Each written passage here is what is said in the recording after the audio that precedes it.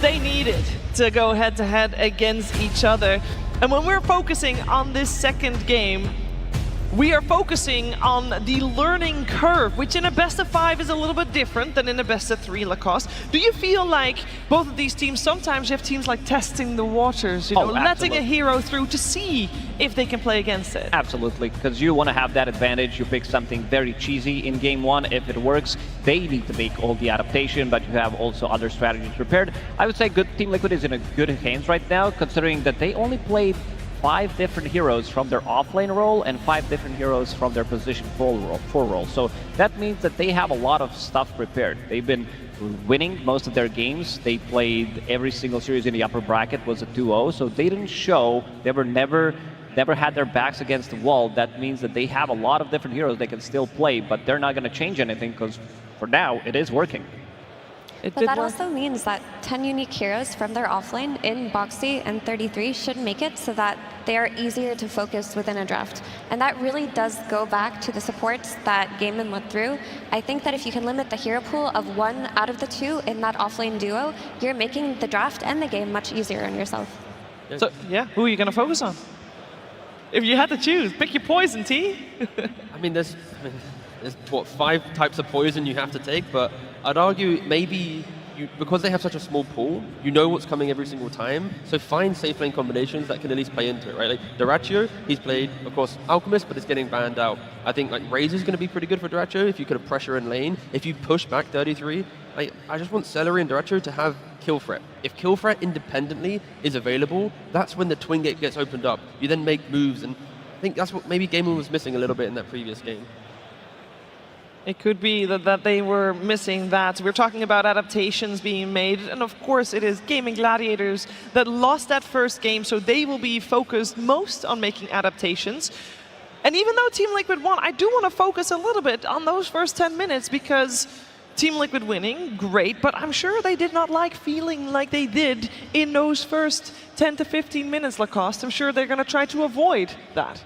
Oh, that's for sure. I mean, they were, what, 7k gold down in the first 11, 12 minutes. So they will try to punch back. A little bit of a misplay. Sometimes it does happen. You know, Nisha solo dying to Ricky, underestimating. I'm not sure if he played as many times this matchup. Casters also talked about it. They didn't see it in a really long time. So sometimes these forgotten heroes, you tend to be surprised by what they can do, especially with the small buffs throughout the last couple of months that did happen.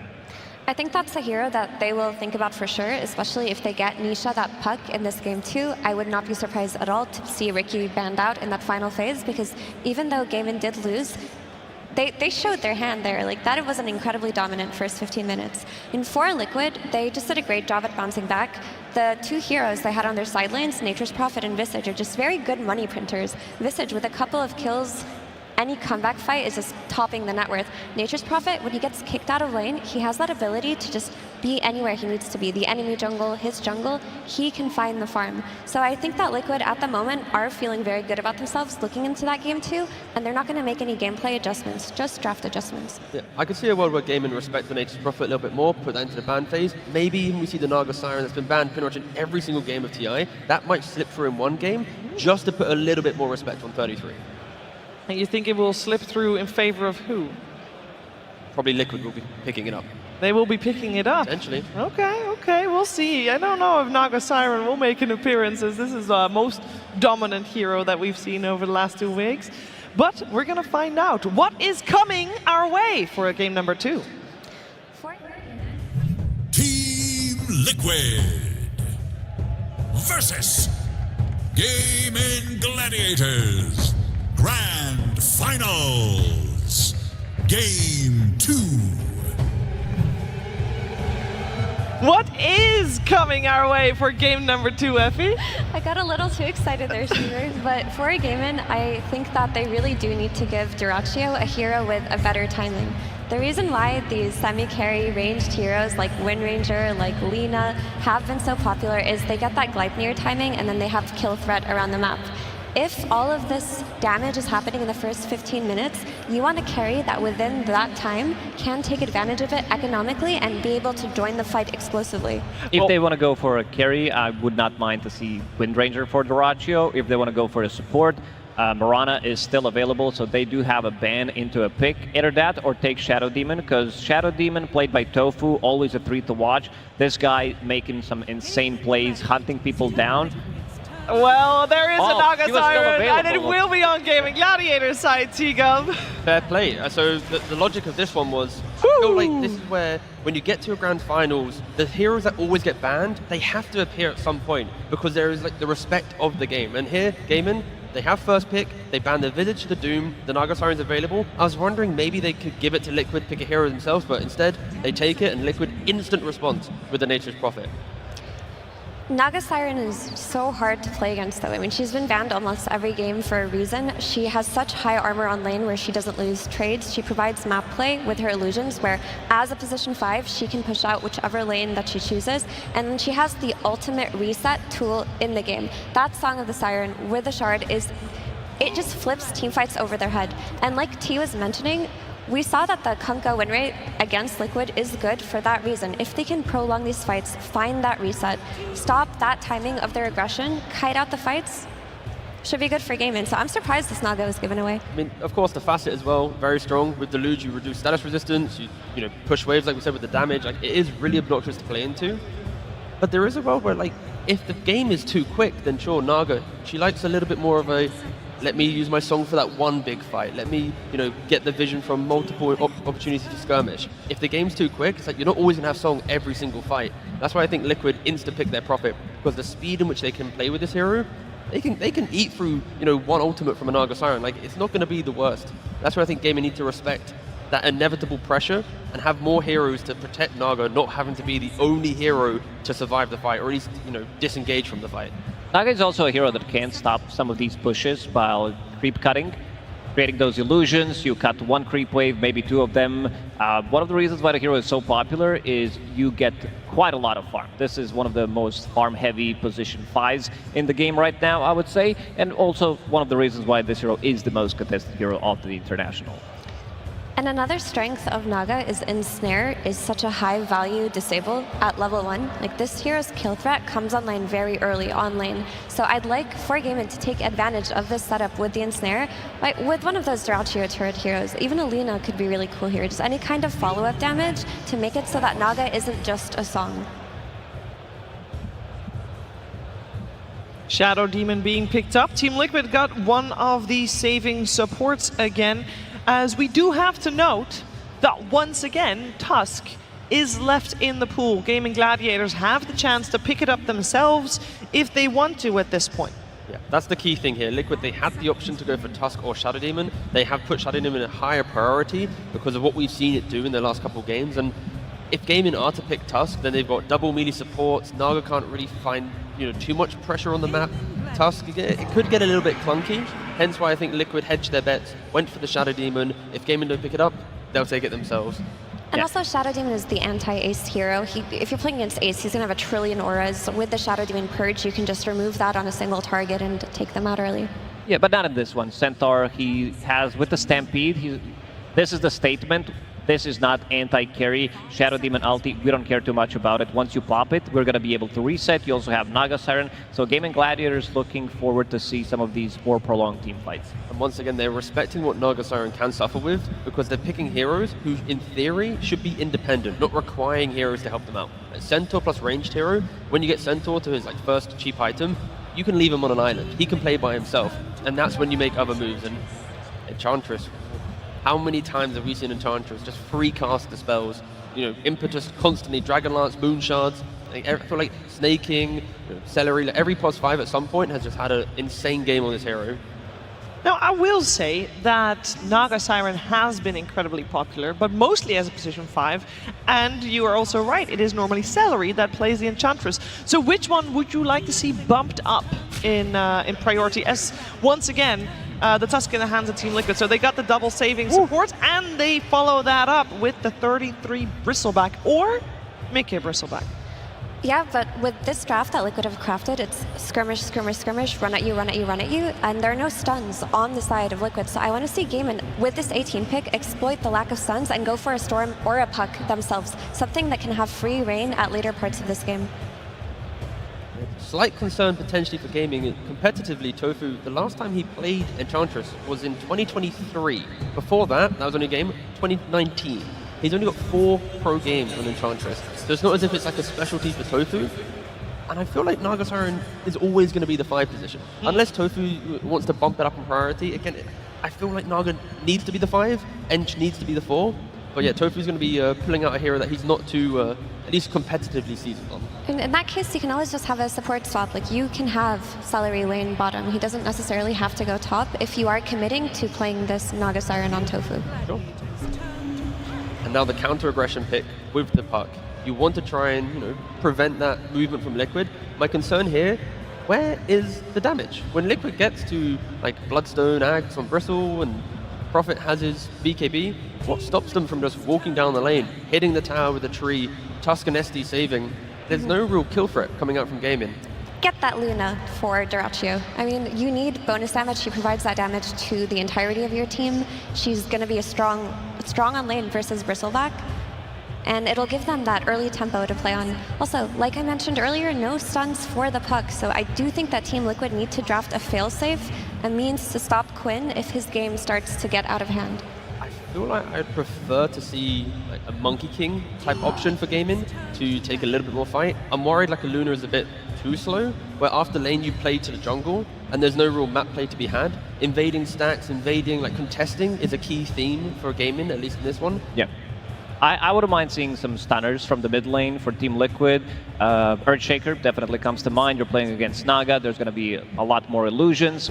Instant stun against Puck. This is something that they did play once or twice against the same matchup. The other one is Tiny. I think this hero also works because you want to have some extra burst damage when it comes down to the Enchantress. Avalanche, great tool against the Centaur. And also you can toss somebody into the team. Bristleback is not answered yet. I just realized, yeah, Monkey's banned, so well. But that type of hero, and along that line of that type of hero, Ursa banned out as well. We haven't really seen too much Ursa, but they are respecting the thought of, what if this core just blows up our Bristle? If we don't actually end the game in 25 minutes, does it not get pretty scary? And yeah, they're banning out these heroes that have that X factor, that comeback potential. And that is true. Voxy on Tusk is pretty free win. I like the Earthshaker idea you mentioned, Blowcost, or DK for Team Liquid. Just that stun, that ability to play off of an initiation that doesn't come from your Tusk will simplify the game for Liquid. It will really go a long way. Well, let's see. They have got still also half a minute left in their bonus time, where they can decide not just what to play, but what their game plan will be. And what Duraccio is going to play. That is the main question. I just want to get this out. Naga Siren, there's no chance it's going to play it as a core, right? No, she's not. Okay. This is going to be. I just wanted to get it out there. It's been a long time since Naga has been played as a core. Another option for Duraccio could be the Alchemist. That way they can play the Eng 5 and then just experiment. Okay, the DK does come out. They stole it. They took it away. I think this is excellent. And now they have a carry on Duraccio where he just buys Blink Dagger first, which is the item timing we talked about around that minute 15, runs in with his team, has the ability to take the towers, has the ability later on in the game to outscale the Nature's Prophet. Yeah, this is a good game where there's 2 types of Dragon Knight, right? You've got the Falcons type Dragon Knight, which is the high-speed Blink Orchid, or you have the scaling Dragon Knight with the Armlet into SMY, and then you're like Daedalus Satanic, and you become the unkillable Red Facet DK.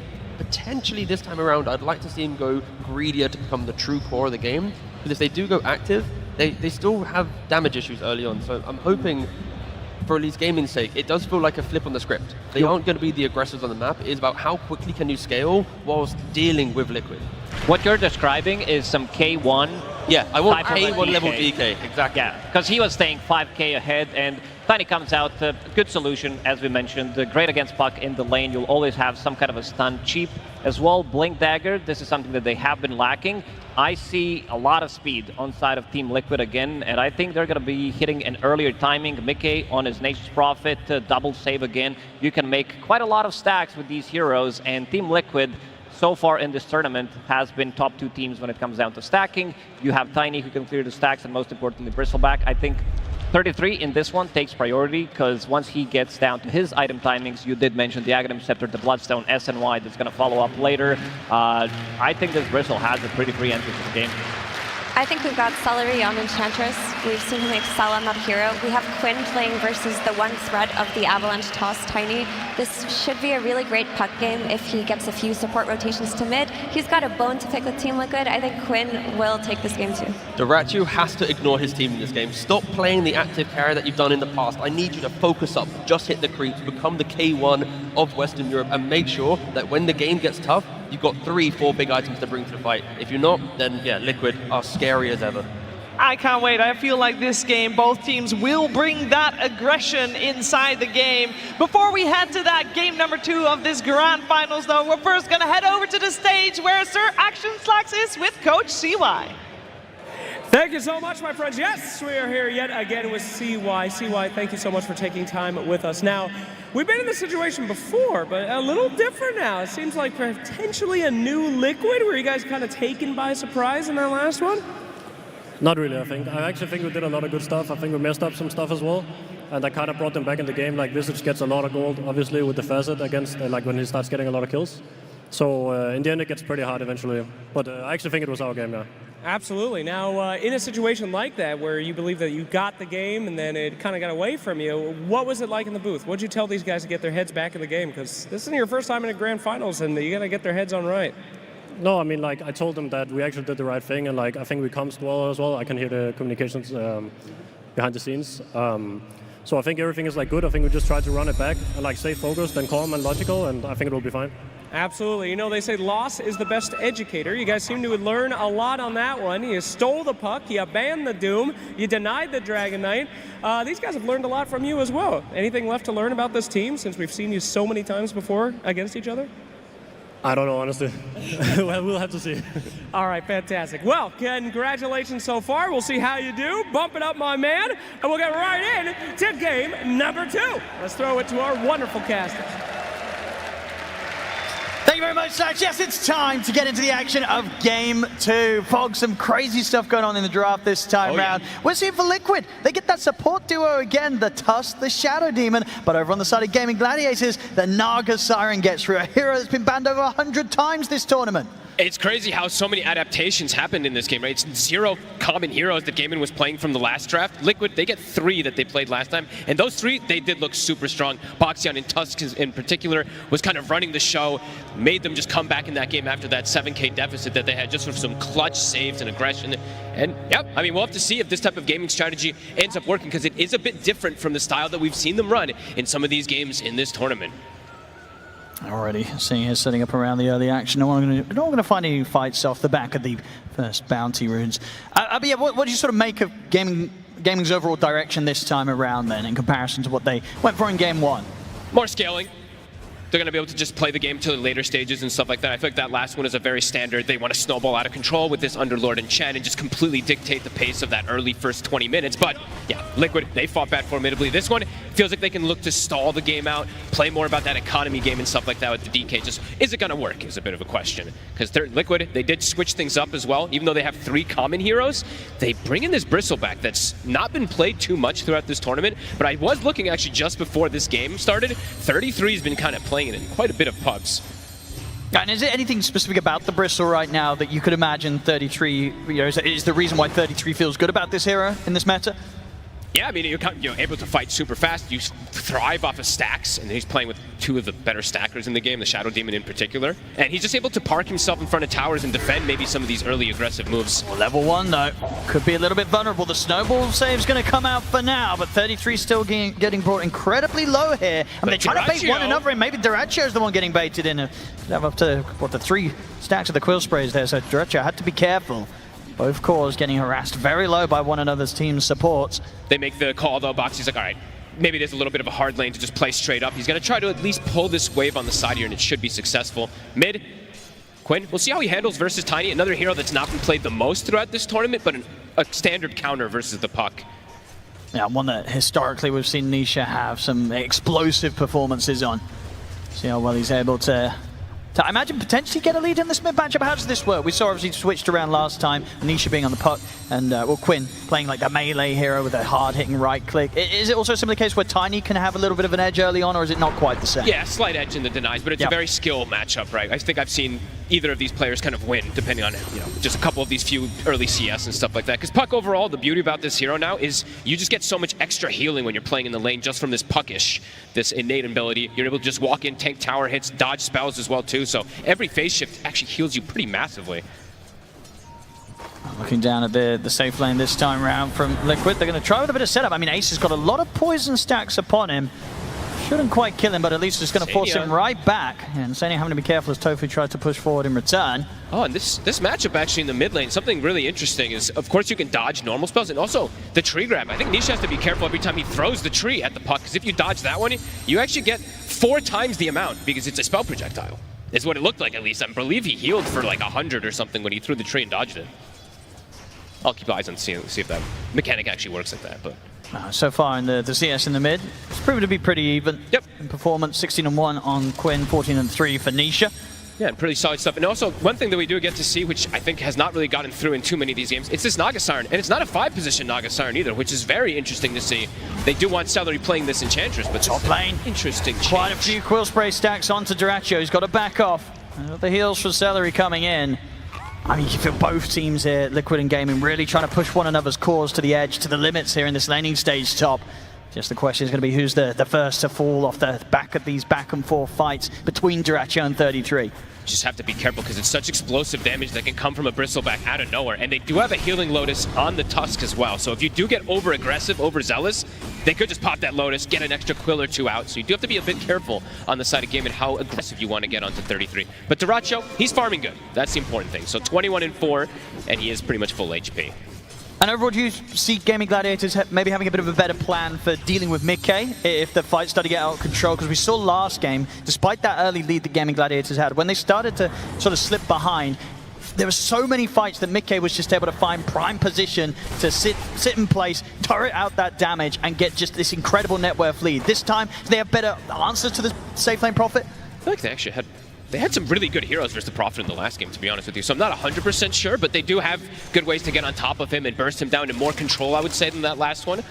But there's still these saves, so it's tough to really say, because the Shadow Demon and his Tusk, we saw what they were able to do to just stop any of this aggression if they were in the good position, which after the first 12 minutes, they were always in that right spot. For sure, and if anything, we saw how well Liquid supports were able to get the saves off in a game against a smoke screen, where Ricky was involved. This time that's not there, so it may even be that little bit easier for Liquid to pull off these clutch saves when Gaimin Gladiators start making moves for the cause of Liquid. This mid matchup is hype. I mean, it's very, very even. Just 100 gold difference between the two of them. They're going to hit sort of levels at a pretty similar pace here in the mid. But the puck can stay sustained a little bit easier, I would say, at this point, just because of that constant healing that's coming out. So Nisha actually does get pushed away from the lane. They're going to go for Dyrachyo. Straight away, they see that he's alone. The TP comes in from mid-K. Dyrachyo's gone. It's first blood for 33. Heads up stuff, and immediately we can just TP back to bottom. Love it. mid-K tried to do this that last game, too. Early TP around that 4-5 minute mark. This time, it works out just a bit better. And 33 now, top of that net worth. DK Enchantress lane, usually a lane that it's pretty difficult to bully, but if you're going to be able to bring the numbers like that, it is beautiful. And in terms of the Naga Siren, right, one of the edges, right, with this hero is the presence in the lane. I mean, the question is, has Tofu been able to do enough in this laning stage? Because looking at the farm, not really caused any slowdown for mid-K. No, and most of the times when I've seen this hero played so dominantly, it's because you're playing with that ranged core in the safe lane. You're able to abuse either this ensnare plus reel-in combo with the deluge, and you get some early kills. So, yeah, definitely going to be a different kind of approach from Tofu and see what he's able to do. Right now, it's just him using mirror images to kind of block camps and manipulate waves like that, but it's not really having the effect that maybe they wanted to in this bottom lane. Yes, Ace is farming, but you're not really putting pressure onto mid-K. So Dyrachyo looks like he might want to go for an early move down towards the bottom. Oh, this is cool. They're actually bringing 4 heroes. So I guess this is the way they want to pressure, because they don't have the best dual pressure. They want to do this, but Boxy's reading the movement. Liquid seem to be relatively prepared for this potential play, or maybe they're just going to look to go aggressive first themselves. They do. They go straight over towards Just Tofu. centaur creep. We're going to get the follow-up stun as well from Ace. This could give Gaimin Gladiator the chance to fight back. Celery and Ace, do they have enough damage to threaten Mickey? A bit of body blocking here from Tofu with the Nagasar and Illusion, but Mickey's still able to get around, get back to safety. So yeah, Duracho didn't want to be a part of this. Resumes farm up top. So Gaimin Gladiators, as soon as they lose Tofu there, they decide against trying to make that sort of wraparound play. The Wisdom Rune, it's going to get stolen. He's able to just take down away Tofu. He's already limited He's got no way out, though. He's got no way out. Does he see him? He's sneaking. He's actually been able to juke perfectly outside of vision. I don't think Tofu's seen him at all. Celery, they see this with the scan. Celery's trying to catch him up, and Mickey's just waltzing past them. They see him, of course, now with the micro. I mean, surely he doesn't get away with this, Mickey. Surely not. Ace is looking to go get him now. Yeah, they're going to put an end to him here, Ace. I don't know if he can do some crazy sort of sprout play. He tries, but the Quelling Blades there, Ace will be able to slowly but surely catch him out and cut him down. So he gets the Wisdom, does cost him his life. Always painful to lose these Wisdom Runes. They're not really the most, I would say, the most level-dependent supports on the side of Gaimin Gladiators, though, right? The level 6s aren't really that impactful from either one of them. Yes, the Naga Song later on will be, but early on, them actually missing out on that XP might not be the most atrocious thing. Because sometimes it's like a Snapfire that doesn't get a 6 super early, but these two, we'll see what type of result it ends up happening. Of course, the supports on Liquid, they're going to be super happy, and they're going to be very high level, so Boxy, he's already level 5. And in terms of some of the individual farm we're seeing at 33, he's getting quite a scary bit of space up top. Sure is. They're going for the surround play bottom. Duracho's got involved. Mickey is trying to TP on top, and Duracho's found him. In on top with the Dragon Tail. Gaimin Gladiators, have they got any further cancel for the TP of Mickey? They don't, so they'll have to turn and sell for Boxy. Liquid, they get Mickey out. Heavy commitment, though. It is a Stampede plus a DK form to at least try to pressure tower and get a kill. They just get a support. And yeah, like you said, in the meantime, 33, he's just maximizing mechanics. Yeah, he's massive. Yeah, he's just pulling creeps into jungle creeps, stacking them up as much as possible. This is going to be an absurdly fast Ags timing for him. And we see the progress between the two mid laners, Nisha and Quinn, continues to be incredibly close. Dead even. Literally 8 gold between the two of them or something, or 9. My math was bad. But yeah, looking at 33, you got to sort of ask the question, Gaimin Gladiators, what's the plan with regards to this Bristle? Because at the moment, 33 is on track to get one of the faster Ags timings you'll see on a Bristleback this patch. I imagine it's just to get a really, really farm DK. Maybe at some point the Silver Edge later down the lines can be something they look for an answer, but I would imagine it's Duracho getting this armlet, getting this type of crazy type of farm to deal with him, because besides that, their damage is definitely quite limited versus a very farmed Bristle in the early game. And speaking of very farm Bristle, he does still have those stacks to go back to as well, which I believe is like a double stack and a triple on the Ancients. Yeah, that's insane. Actually, if things continue like this is going to be a completely insane Aghadim's timing. This game for 33. He's already half the way there. As you say, with stacks to plenty, he'll be in a very, very solid time. And across the board, though, the 3 cores of Gladiators do have the tools to make plays. Definitely on heroes outside of the Bristle. So we'll see where Gaimin Gladiators look to make their moves. And just in general, look to see if they try and check out this area and get some information regarding the stacks of Team Liquid. Celery been caught in. Big Wrath of Nature. And with the burst coming in as well from the Snowball, Stampede is not going to get Celery out in time. Same time up top, Duracho's going to try to set him on a 33. He really is, and backup is in for it. Insania holds back Duracho.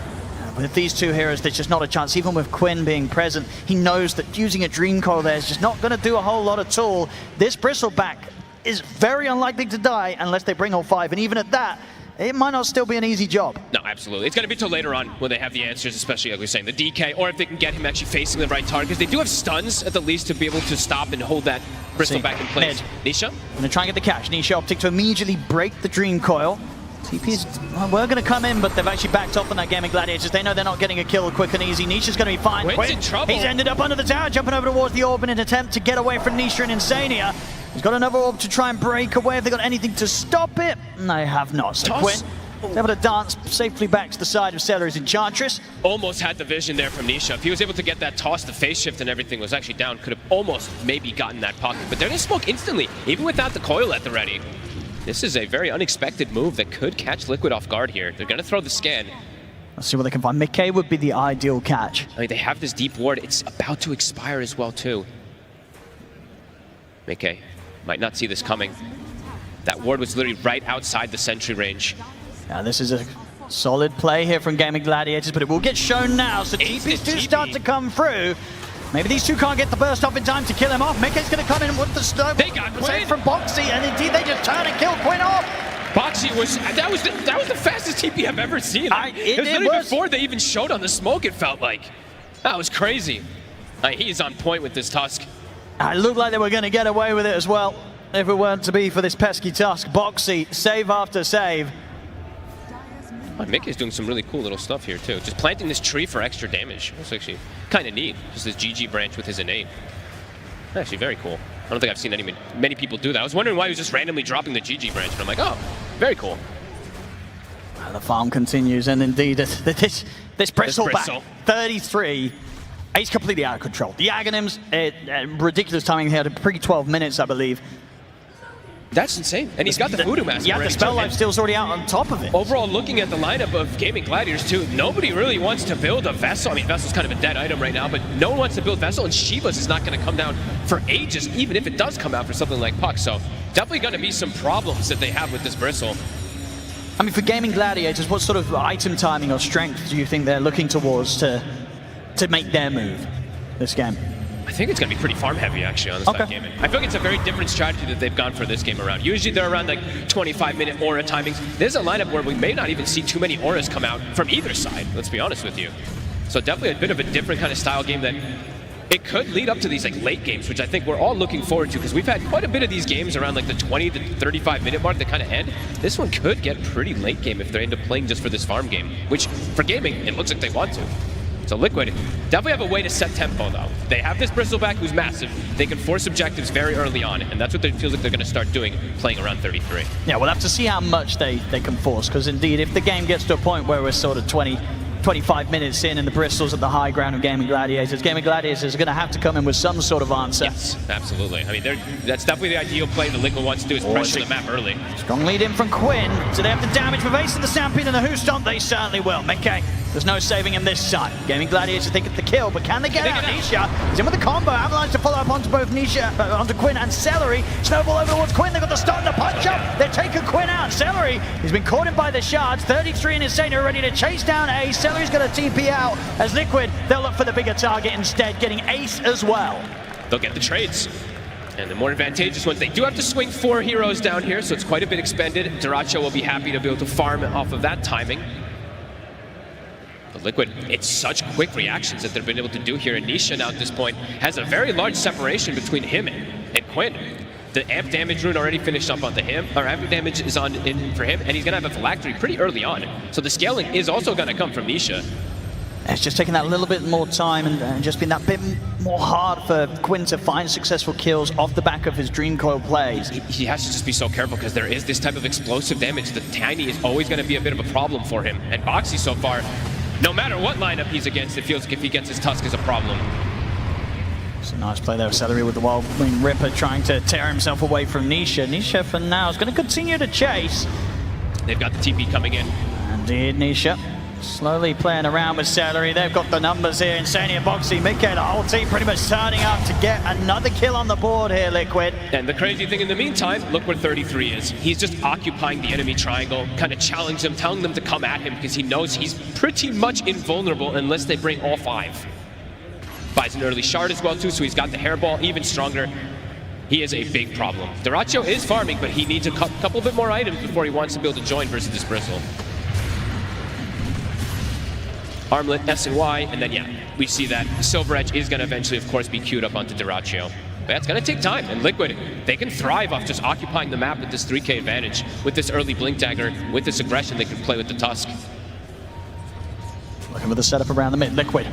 Getting the jump in Nisha. He's able to get the setup straight away. They want to try and burst through the Enchantress. The heals are up for Celery.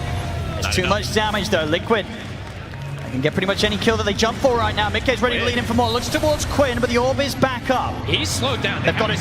They absolutely have to, but Nisha's able to still get him with the toss. The Stampede doesn't matter. Nisha still able to close the gap and take Quinn out. Liquid's playing too fast for this gaming strategy at the moment. Yes, Diracho is farming, but everybody else is starting to fall further and further behind. They haven't been able to really involve Tofu either. I know he's just sitting back, kind of trying to get some farm going, but they can't even reset and avoid the fights that Liquid's bringing to them. The timings are accelerating fast. And they're losing access to so much. At 33, he just keeps taking away these Ancients. I believe they've been stacking some Ancients on their side, cleaning them up too. So they're farming, it feels like, 70% of the map. Gaming under a lot of pressure here. That Silver Edge, as you say, cannot come any sooner for Dratcher. He needs it yesterday, really, against this Bristle. I mean, once it's there, that will be the big test of whether Gaimin Gladiators can bring together a fight to slow Liquid down. Yeah, but it's not just the Bristle, right? It's Nisha scaling. Mickey is starting to get some scaling too, even though he's died twice. He is getting closer and closer to having his big item. He actually has it, sorry. So Gleipnir's already done, so Liquid can just keep looking to pressure. And Gaming could really struggle in the damage department to kind of dissuade and push them off these towers, or if that early Roche, because Liquid feels like they have options right now how they want to pressure the map. Oh yeah, they're ready to get in under the tier 2 tower. If Nisha sees a chance to jump, he's going to be straight in for. He's got an arcane rune in the bottle as well.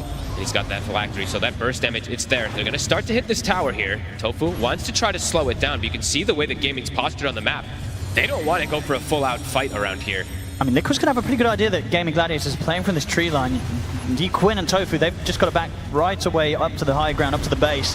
There's going to be no defense outside of a fortification here. They'll push them back temporarily. This tower's going down. Oh, they actually lose the Treant there. Whoopsie, Mickey. Bit of miss micro.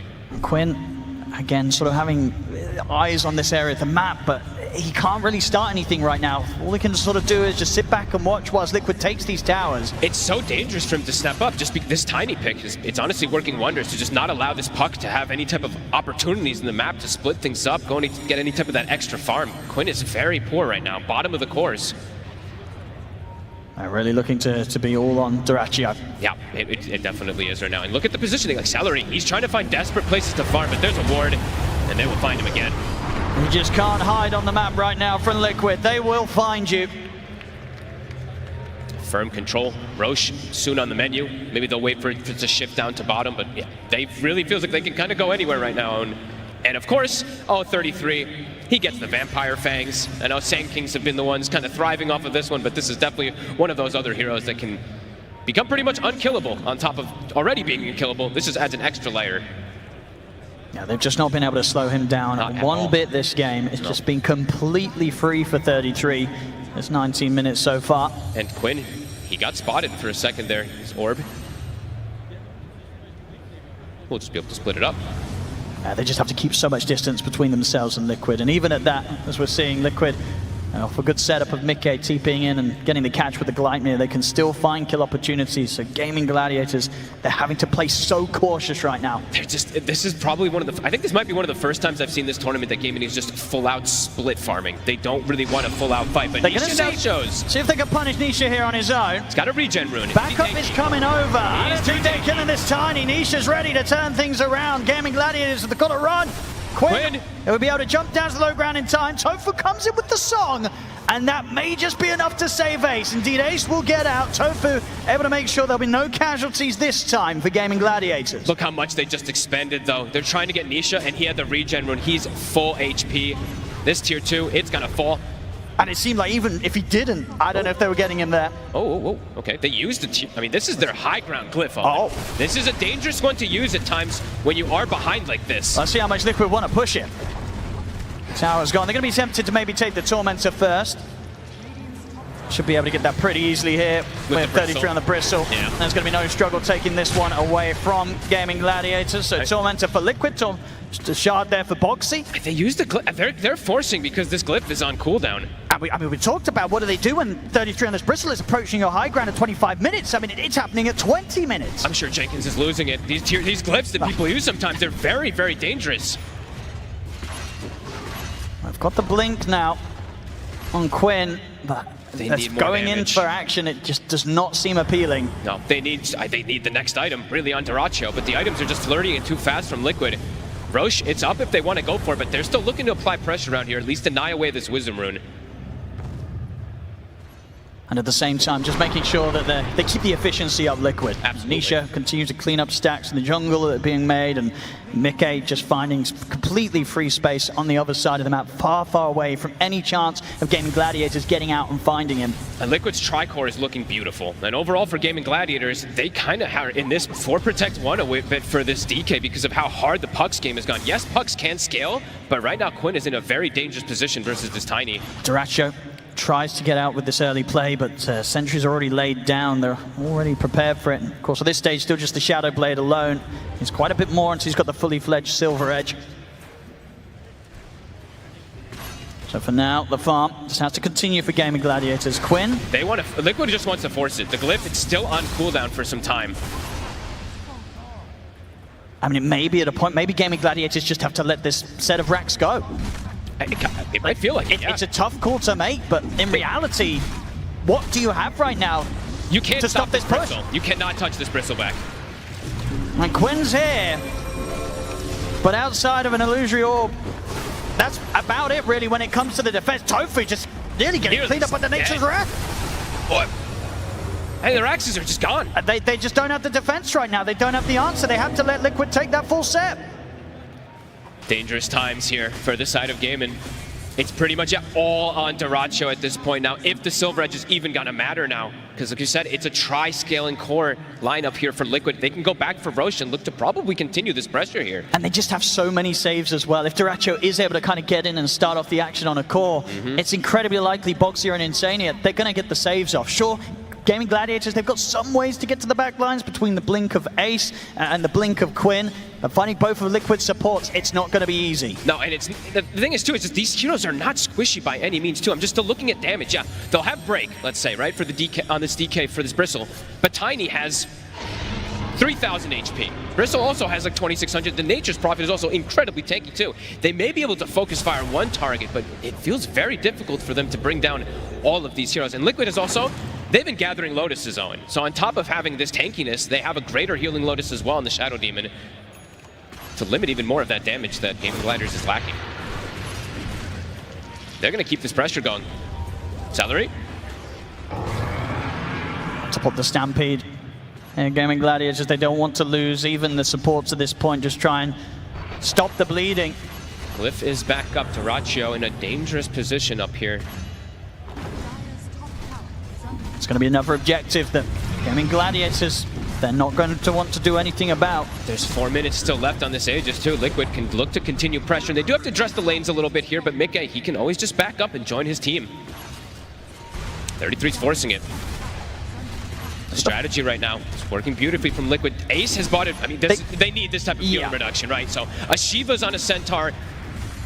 They need to try to fight and push this back. They cannot lose another set. These are the two big item timings. Ace with the Shivas, and now Daracho with the Silver Edge. They're going to try and start off the action very quickly. They'll be able to take the Aegis out of 33's hands. That's the one. Boxy and Mickey will turn attention over towards Ace. He's able to put the blade mail. Tofu using the song. Gaimin Gladiators, they're going to consider if they want to do something aggressive or if they want to hold back. They'll step off to the side of the fight for now. Nisha. Oh, he's going to get caught by the opening stun. Will get dragged to the side here by the drinking, but his Dream Core down on the three of them. Daracho and Celery trying to bring the damage. They're doing a lot here. Bring the load down. Save Nisha out. They're going to be able to take down Boxy. 33's going to get pumped up by the heel of the Lotus Devil from Insania passing it over. 33 will be able to back away, but Gaimin Gladiators, they'll continue the chase. Orb comes in from Quinn. They're in onto Insania. 33 and Mickey, they're looking to bail out of the fight. Daracho, can he get us off in time? He can't.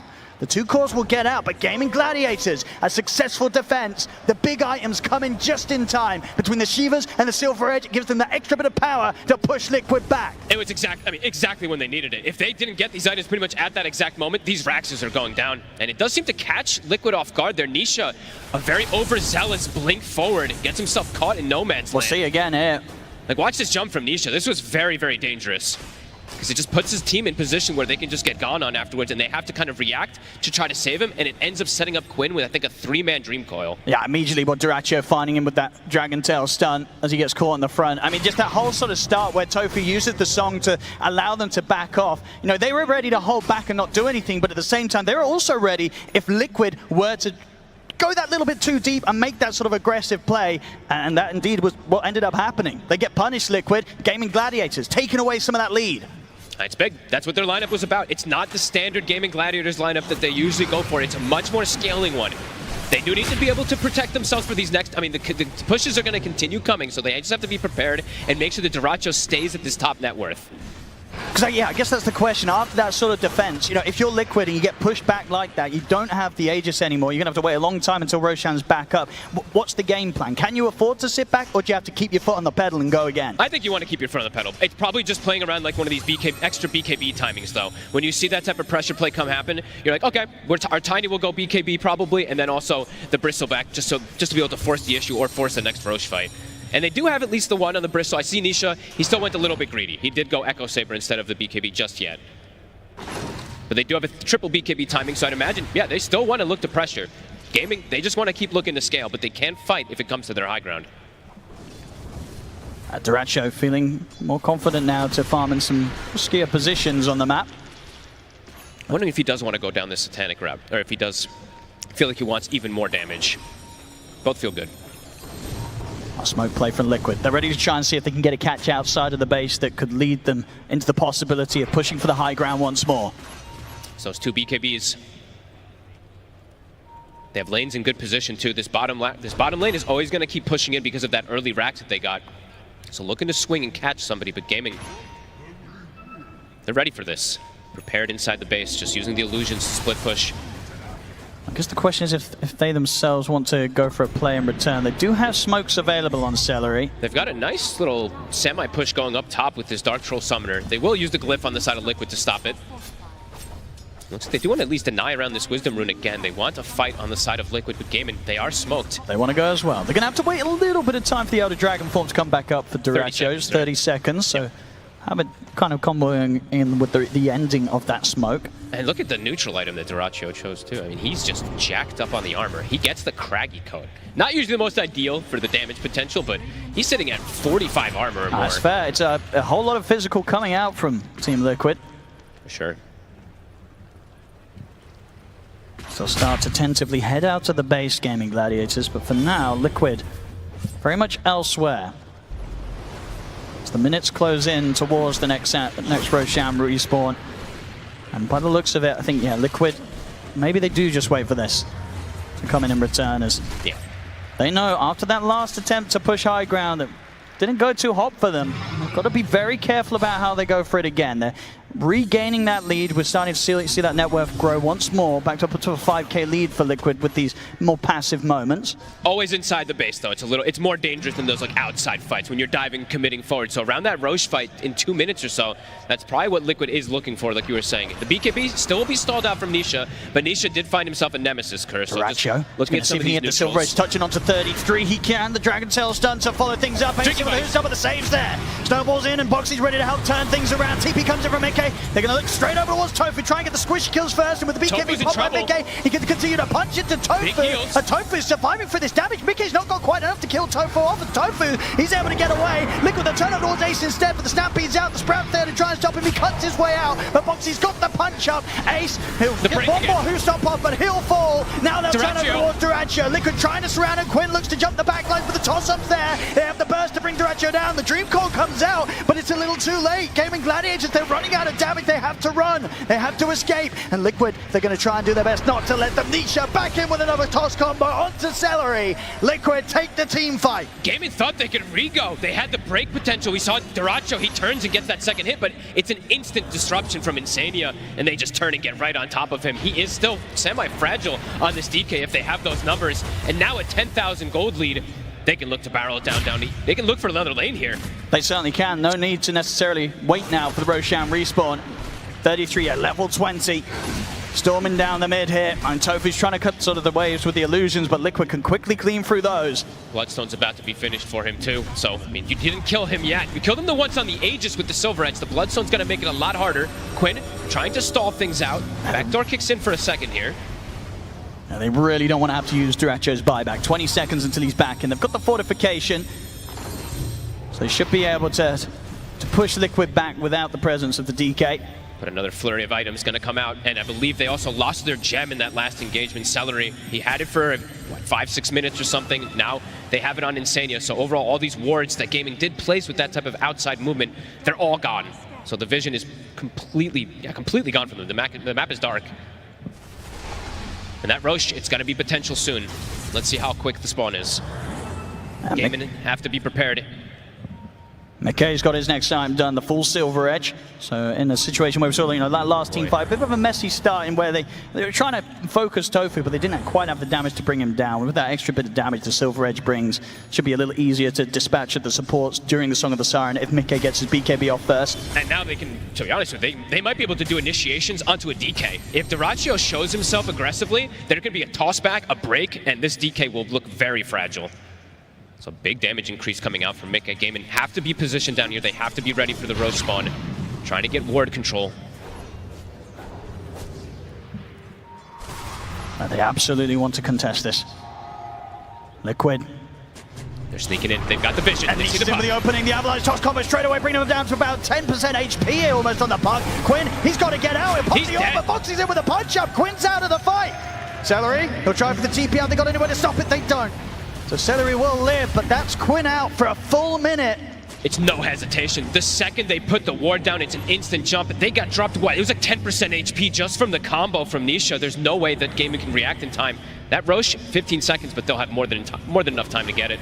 And we're seeing multiple times as well, Boxy, with the blink, he's now so quick. More than ready to catch Quinn after he's tried to jaunt out with the Illusory Orb. It's always there with a follow-up, Boxy. And even though Quinn, he does have like Defiant Shell and all this little bit of extra armor and stuff, he is still just very burstable from all this damage that Liquid has at this point.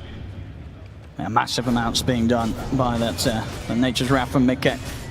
As the farm continues, as he's ready now to swing over towards that Roche pit. I'll pick up another Aegis here.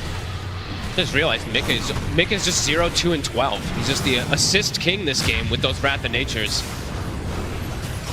Yeah, the highest kills they have right now. It's all on Boxy. It's all on Boxy. He's got 7 kills right now, 7, 2, and 6 on his tusk. Him and Nisha have really just putting a hurt onto Quinn. This game in particular, it's every single time Quinn showed, they double jump him and he's either dead or put in a position where he just can't really fight afterwards. The fact that Nisha got Nemesis Curse also does make it a lot harder for Quinn to survive that huge burst damage that comes out. They do have Dyrachyo with this data list, but it's no defensive items really for him whatsoever. I like it though. It's all in on the damage. He has to go all in. All in on the damage here for Dyrachyo. It is really a 4 protect 1 in the utmost, so he needs to just go all in on this. And this next fight, it's probably the most important one for them. Yeah, if he gets to freely attack, you cannot underestimate how much this dragon's going to hit hard. And they have the buff ups, right? I believe Tofu did finish a Flads as well. They had the Solar Crest from the last fight too, so just throw everything onto him and hope for the best. See what they can get. This is going to be into 33's Aegis. And 33 with that Bloodstone that was finished up on top of the other items that he's got now. He is even tankier, and there is a double save as well too, so they need to find the backline. They need to do some crazy type of simultaneous initiation. Let's see how prepared Liquid's for this, because Liquid's going to know that their creeps are pushing all the way up to Gaimin Gladiator's base, and Gaimin Gladiators, they're not doing anything about it, so Liquid, they'll know that they're out on the map. They got the scan. Oh, puts him on the cliff. Okay, he's going to get dragged back down though, Boxy, having to make sure that 33 doesn't get stuck in any awkward spots there on the cliff. Nick is taking the base. He's just got to put the Stampede. They've got to try and get out of this because Quinn, he's been caught by the initial combo. Tofu does have the potential of the Song, if required, to get Quinn out of this. He's caught by the stun. I mean, the Snowball's going to catch onto him. The Song comes out.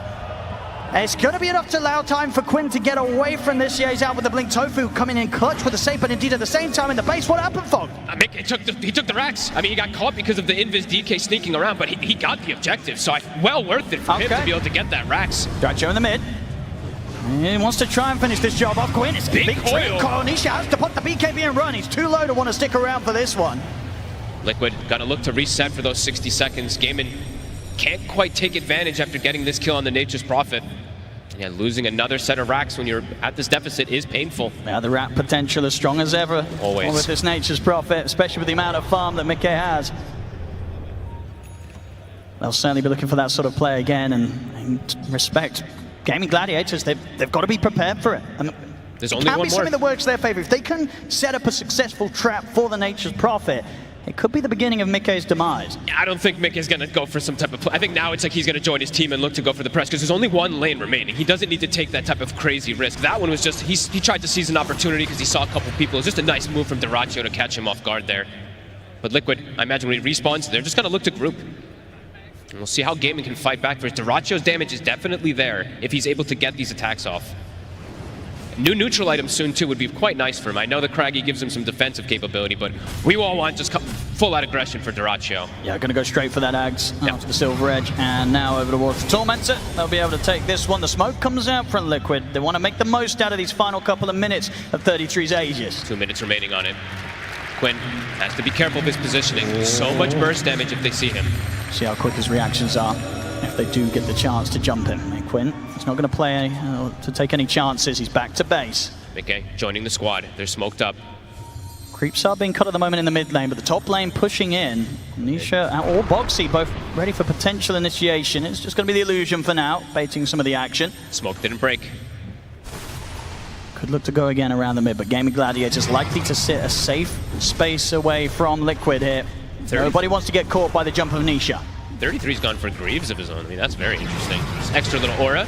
Drinking buddies. Quinn's going to try and jump in with the Waning Rift onto the 3 of them. Ace tries to come with the follow-up, but the Avalanche trips him off. The Dream Core's down, but the BKB's popped by Mickey. Now back off for now here, Liquid. 33, standing his ground. They continue just to be this sort of impenetrable brick wall between Liquid and Gaimin Gladiators. And they did get the tower. Did get whittled down from these constant hits from the tree and from those tosses. Does eventually die. DK form was used as well too, so there will perhaps be a little bit of a window if Liquid wants to siege once that DK form goes down. And we'll see how strong they feel with the last seconds or so of this Aegis. Dyrachyo. He's going to try and start the action in Turai and see if they can take down 33 quickly. 33's dragged out to the side. Disruption comes out.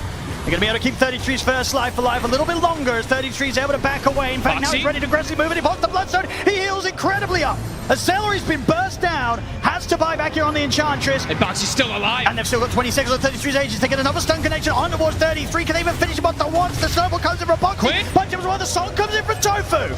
Tries to get Gaimin Gladiators back to a safe spot. Quinn's able to jump away here. Tofu bailing the team out. Drinking buddies. It's about to get taken away from him. So 33 will get tossed back to safety. Liquid, they'll pull back with the Aegis expiring. How is Boxy living all these moves? He kept himself at, what, 10% HP, it felt like, for 30 seconds. That was a lot used there from Gaimin. 10 seconds, so DK form, 33. With the opening. They don't quite have the damage though, and again, the disruption saved there from Insania. Ace is caught on the front, they're bursting through the Centaur incredibly quickly. Ace is gone, and he doesn't have buyback. The saves every single time. One final Rax remaining. Ace down for 60. Gaimin, can they continue holding on? Liquid, they'll back up and reset off of that. They will. I think a little bit of a sigh of relief there for Gaimin Gladiators in a situation where they don't have their Centaur Ace for 50 seconds. Liquid are going to actually pull back away from them and not try and continue the push quite now. So many of these fights, Gaming's just getting caught from what, I think it was a 3-man Ava toss there, and then a Wrath of Nature comes through, and multiple heroes are just at sub 50% HP. It's scary for them to commit afterwards.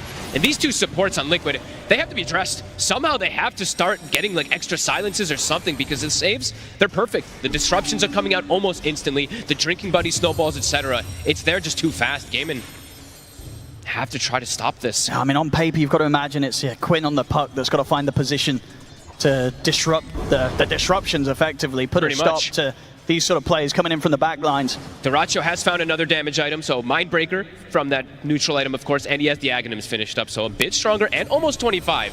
Quinn as well has kicked up the pressure. Parasma is finished with a Mindbreaker of his own, so maybe like even these little silences or something that he can do with these extra attacks could be a little bit of an X-Factor difference maker. Still very difficult for Gaimin. They can't get through these tanky cores with these double saves.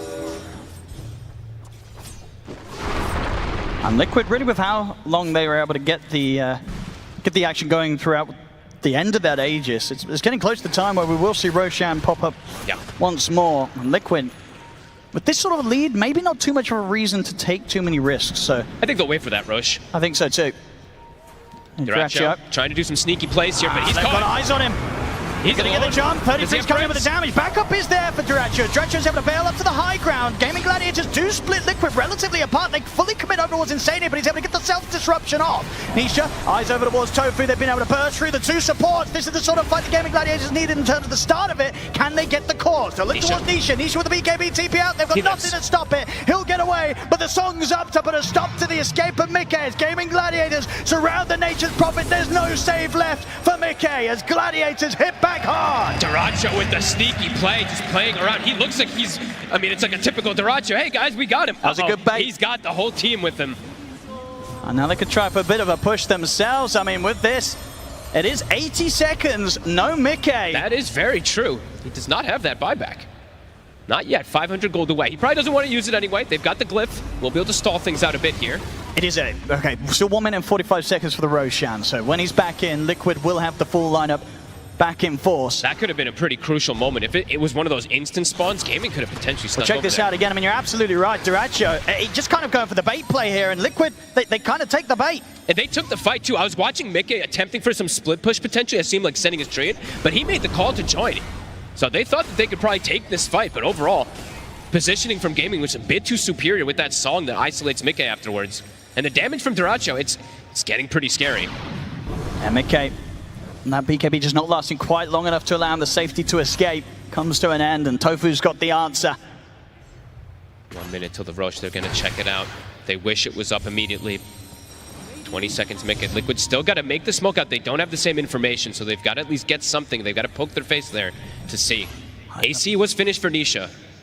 They may have the net worth lead, but Gaimin Gladiator certainly have the position advantage here. Duracho. He's going to fight 33 to start things off. He's going to try and open the play. There'll be the avalanche that trips up Quinn straight away. Quinn, he's got to be careful. Burst down about a third of the HP. Backup comes in from AC straight over towards Insania. The coil's there. Quinn, he's been able to isolate the two supports on the back lines. And Duracho, he's bringing in the damage. They're taking down Insania. Boxy getting low. He'll get another snowball off though, Boxy. They've finished off Tofu. Buyback comes in from Quinn. Snowball over towards Celery, but Boxy had to blink out. Still alive somehow on this task. 33 pops the BKB, tries to perform, but Mickey's actually blocked 33 off it inadvertently there with the Sprout. Goes for Duracho, but Duracho's able to get over this sort of area of the map that Liquid, they can't traverse quite as easily. He's in trouble. Breaking away from them, but they've got the chase down. They've got another set of catch with the Sprout, and Mickey bringing in the damage. Liquid, they push for the fight. They get the combo onto Quinn. He's run out of orbs to jump to. He's got it back up in a second, but the crit comes in there hard from Nisha. Quinn, it's a die back on him. Liquid, they push for the fight. They take it, and they're straight into the Roche pit. Nobody else is doing damage but Duracho. At some point, he just can't do it on his own. These 3 tanky cores, they sustain through all of it.